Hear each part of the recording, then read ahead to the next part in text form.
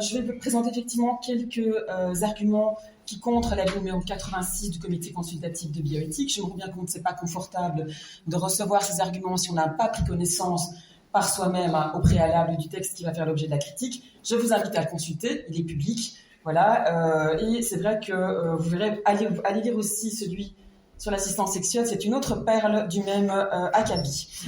Je le dis parce que nous avions à l'époque aussi réagi fortement à cet avis-là. Alors, il y a plein de choses qui ont été dites ce matin et la critique est longue. Donc j'ai essayé de faire une sorte de serrer dans ma tête des arguments qui pouvaient encore peut-être venir donner un complément d'information, parce que c'est vrai qu'on a évoqué déjà tout à l'heure, et ça c'est partie de la critique que nous avons vis-à-vis de ce texte, tous les termes élaborés, vulgarisés pour édulcorer et invisibiliser la violence de la GPA à l'égard des femmes exploitées pour leur capacité reproductive, donc des mères, je le redis bien, donc ici on est bien dans l'exploitation des femmes, mais en tant que mères.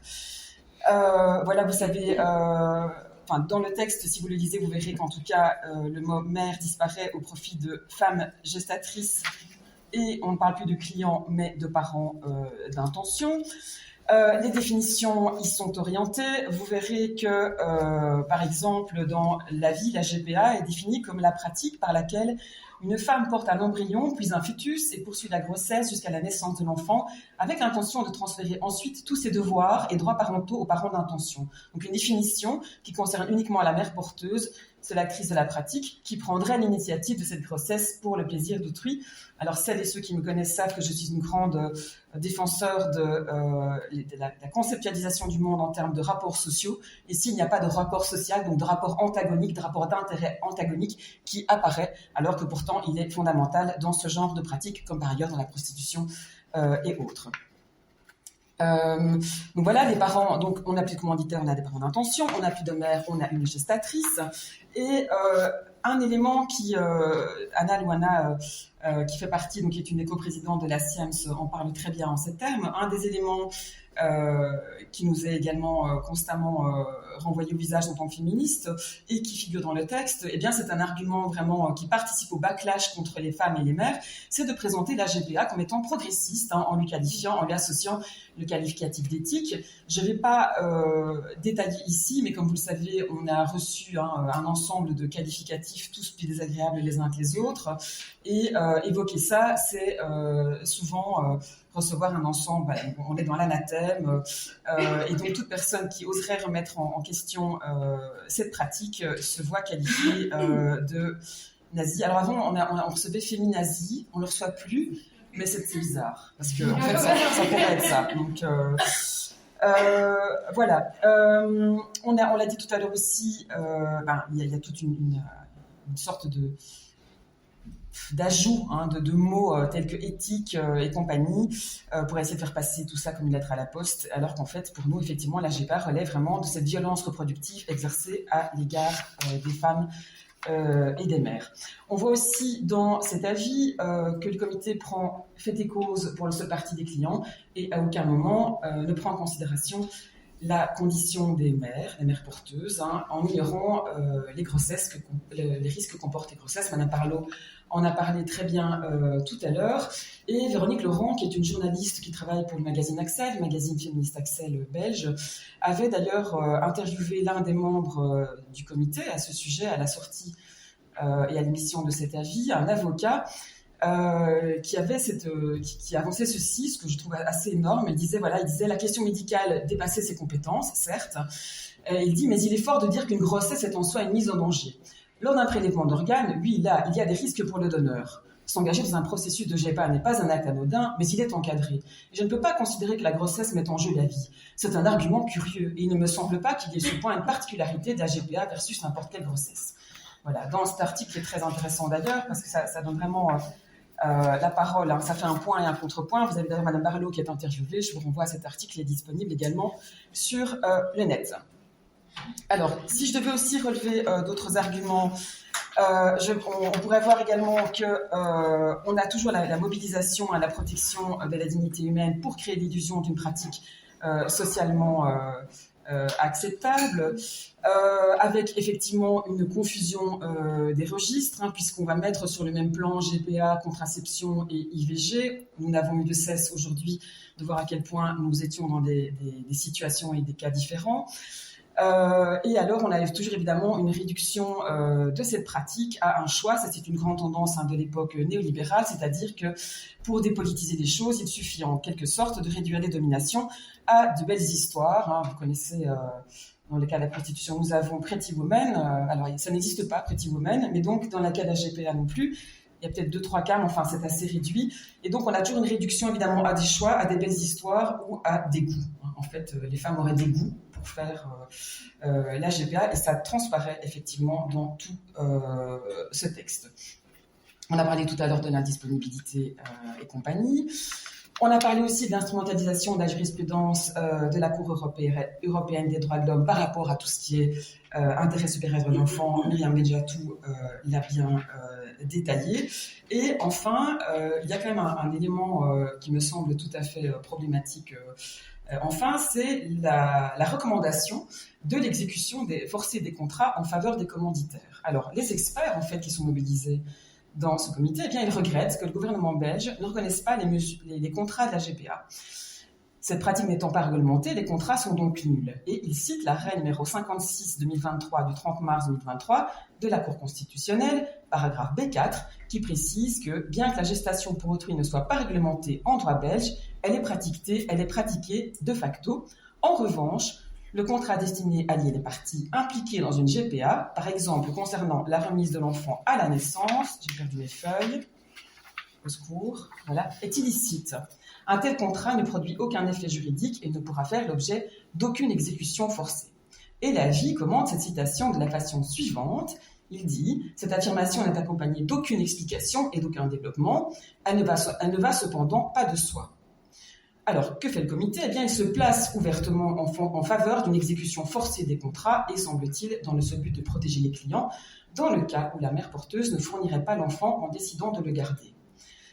Par contre, il n'y a pas d'exécution forcée dans le cas où les commanditaires refuseraient de prendre en charge l'enfant recommandé. Et comme vous le savez, eh bien, rien n'est moins sûr que d'avoir un bébé parfait à la naissance, puisqu'il est à quantité... on peut avoir un enfant d'ailleurs, enfin Madame Barlow le dirait mieux que moi, on peut avoir des grossesses avec un enfant en bonne santé, et puis c'est l'accouchement qui fait que l'enfant sera porteur d'un handicap. Voilà, alors on a aussi dans ce texte le fait de louer la GPA et de dénigrer l'adoption. Myriam Medjatou en a parlé également tout à l'heure. C'est un avis aussi qui qualifie la GPA d'option reproductive parmi d'autres. Ça, Madame Morel en a touché un petit mot également tout à l'heure. Et puis, ça présente la GPA comme étant un modèle de parentalité, exactement comme un autre également. Le rapport nous semble donc totalement de parti pris, puisqu'il n'y a aucune remise en question de la GPA comme pouvant être une pratique à la fois dangereuse et répréhensible. Il est exclusivement formulé en faveur des clients et donc du marché. Il ne prend jamais en compte l'ensemble des parties prenantes à la procédure, en particulier des mères porteuses et des enfants qui en naissent, dont l'intérêt supérieur n'est jamais d'être évidemment échangé contre un chèque, et ça, Madame Morel l'a tout à fait bien expliqué et exemplifié. En fait, cet avis pourrait être qualifié de cas d'école néolibérale en faveur de la GPA, puisque le curseur a été amplement poussé en faveur de la libéralisation de la GPA, et ça risque fortement d'orienter évidemment les politiques dans cette position dépourvue d'objectivité. Voilà, ça c'est un petit peu ce qu'on peut dire par rapport à cet avis que je vous invite à examiner avec les loupes de votre critique en matière féministe, en matière de droits humains et des droits de l'enfant. J'aurais peut-être envie de rajouter quelques éléments, si je peux me permettre, Caroline et Marie-Jo. Voilà, on a parlé tout à l'heure et c'était Mme Tettelbaum qui en parlait, la question du droit à l'enfant. Et je reviens là-dessus parce que c'est quelque chose qu'on oublie, en tout cas qui n'est plus connu, c'est que avoir un enfant, c'est un droit liberté. C'est-à-dire que personne ne peut vous empêcher d'avoir des enfants. Donc ça fait partie du registre humain. Et c'est bien heureux parce que vous savez comme moi qu'il y a quantité de populations dont les femmes ont été stérilisées parce que là aussi on a des politiques racistes et compagnie. On estimait que ça ne faisait pas partie de leurs droits. Par contre, avoir des enfants, c'est pas un droit créance. Et donc personne n'a à vous fournir des enfants. Si on en fait un droit créance, à ce moment-là, ça veut dire qu'il y aurait des débiteurs et des créanciers. Et donc, qui devrait fournir des enfants, évidemment, aux demandeurs, eh bien, ce seraient les femmes. Alors, il faut dire aussi une chose, c'est que si on fait une législation qui serait accessible au couple, il n'y a pas de législation, il n'y a pas de raison que cet accès à l'enfant soit dénigré en fait aux femmes et aux hommes seuls. Et il semble qu'actuellement, Anna Louana donnait des chiffres en ce sens, on a eu un glissement donc des demandes par des couples hétérosexuels, des couples homosexuels, et qu'actuellement on est une montée en flèche des hommes seuls célibataires hétérosexuels qui commandent des enfants à des femmes. Le footballeur Ronaldo, hein, cette figure médiatique, en est un exemple, et alors ils en épousent, enfin on est vraiment dans la servante écarlate, ils en épousent une plus jeune, plus mince, pas déformée par les grossesses, et peut-être qu'il va coucher avec une autre. Je ne sais pas, je ne veux pas lui. En tout cas, ça me donne à penser à ça. Voilà. Alors, pour terminer aussi, et ça, Madame Tettelbaum le rappelait bien, il faut bien se souvenir d'une chose, c'est qu'anthropologiquement, si les femmes sont dominées, exploitées et oppressées, c'est en fonction du fait de leur capacité reproductive et sexuelle. Hein. Françoise Héritier le dit bien, si les hommes se reproduisaient à l'identique et n'avaient pas besoin de passer par un corps de femme, la domination masculine n'existerait pas. C'est bien parce qu'elles ont ces capacités dites exorbitantes qu'elles sont exploitées. Et dans tout ce que nous avons vu ce matin, eh bien, on voit bien que la GPA, en fait, ne fait que consolider par contrat le lien au père pour avoir une volonté en fait de faire disparaître celui de la mère. Donc je ne vois pas en fait de manière plus extraordinaire et plus géniale de renforcer en fait le patriarcat, qui est bien non pas le pouvoir des hommes, mais le pouvoir des pères. Voilà. Merci. Je vous invite. Il y a encore je crois que la pétition est encore signable. Donc vous pouvez vous rendre sur le site. Et puis, j'avais fait une petite interpellation tout à l'heure à Erlindis, je vais retirer mes lunettes parce que je ne vois plus, voilà. Erlindis qui est là, Erlindis Mustermans, qui fait partie du NVR, du Nederlandstalige Vrouwenraad, parce qu'en fait, c'est une matière fédérale. Et je pense que là, c'est vraiment... alors, je sais qu'il n'est pas décisionnaire, Erlindis, mais je pense qu'on doit retravailler avec les Flamandes, parce que effectivement, les législations et les législateurs flamands ont bien plus de poids que le législateur francophone dans notre pays. Et je pense qu'on devrait vraiment essayer de retravailler ce dossier. Et si c'est nécessaire chez nos consoeurs et nos confrères flamands, on est à disposition évidemment pour aller présenter les arguments. Voilà. Je vous souhaite une bonne journée. Je remercie Caroline qui a fait tout ce travail au nom de son mandat de membre de l'AG de l'Université des femmes. Voilà, je remercie aussi Marie-Joseph d'être venue de Paris, toutes les intervenantes, Nivine également qui a largement contribué, et voilà, restons mobilisés pour maintenir les droits des mères et les droits des enfants. N'oubliez pas de signer la pétition. Aujourd'hui, la pétition a recueilli 1100 signatures. 1100 signatures, dont 187 exactement signatures d'organisation, ce qui est assez conséquent.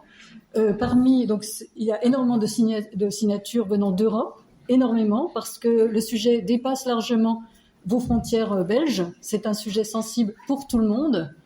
Et puis, il y a de plus en plus de signatures provenant de Belgique. C'est-à-dire, on enregistre chaque jour toutes les signatures, et il y en a de plus en plus qui proviennent de Belgique, et ça, c'est merveilleux. Donc, continuez.